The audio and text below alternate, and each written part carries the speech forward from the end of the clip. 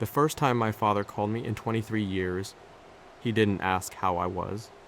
He asked for money, not, "How have you been?" Not, "I'm sorry." Not even, "I missed you." His first words were, "I need your help." My name is Daniel, and saying no to my own father was one of the hardest things I've ever done. My parents divorced when I was 6. At least that's what I was told. The truth was simpler. My father packed a suitcase one Saturday morning, promised he'd see me next weekend, and disappeared. For years, birthdays came and went, nothing. Christmases, nothing. School plays, graduations, hospital visits after I broke my arm, nothing. My mom worked 2 jobs just to keep us afloat. She waited tables during the day and cleaned offices at night. I remember pretending to be asleep whenever she came home because I didn't want her to see I was worried. She never complained, not once. Whenever I asked about Dad, she'd simply say, "He made his choice." As I got older, I stopped waiting for him. By 16, I'd accepted the fact that some fathers simply don't want to be fathers. College wasn't easy. I worked. Evenings stocking shelves at a grocery store while taking classes during the day. Student loans covered the rest. Every achievement in my life, I earned without him. Eventually, I became an architect, bought my first house, got married, started building the life I'd always wanted. Then one Tuesday afternoon, my phone rang, unknown number. Normally, I ignore those calls. For some reason, I answered, "Daniel?" Speaking. A long silence followed. Then, "It's Dad." I nearly hung up. Instead, I just listened. He talked for almost 10 minutes about his health, his bad luck, his financial problems. Not once did he ask about my life. Finally, he said it. "I need help paying my medical bills." I stared out my office window. 23 years, and this was the conversation. "I don't even know you." "I know." I was hoping we could fix that. By asking for money? Silence.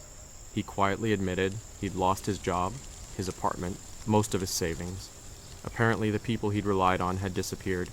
Funny how life works. I told him I'd think about it. That evening I told my wife everything.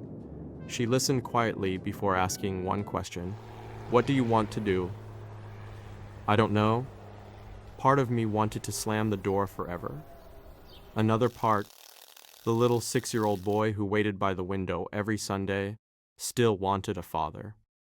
A week later, we met for coffee. He looked older than I expected. Gray hair, tired eyes. He thanked me for coming, then immediately started explaining why he'd left. He blamed stress, youth, bad decisions, alcohol, everyone except himself. Finally, I interrupted. "Did you ever think about calling?" He looked down every day. "But you didn't." "No."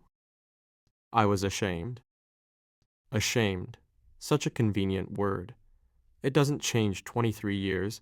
I asked him something I'd carried my whole life. "Did you ever love me?" His eyes filled with tears, more than anything. I couldn't help it. I laughed, not because it was funny, because it made absolutely no sense. "You don't abandon someone you love." He had no answer. Over the next month, he kept calling, sometimes just to talk, sometimes to ask if I'd made a decision. Meanwhile, medical bills kept arriving.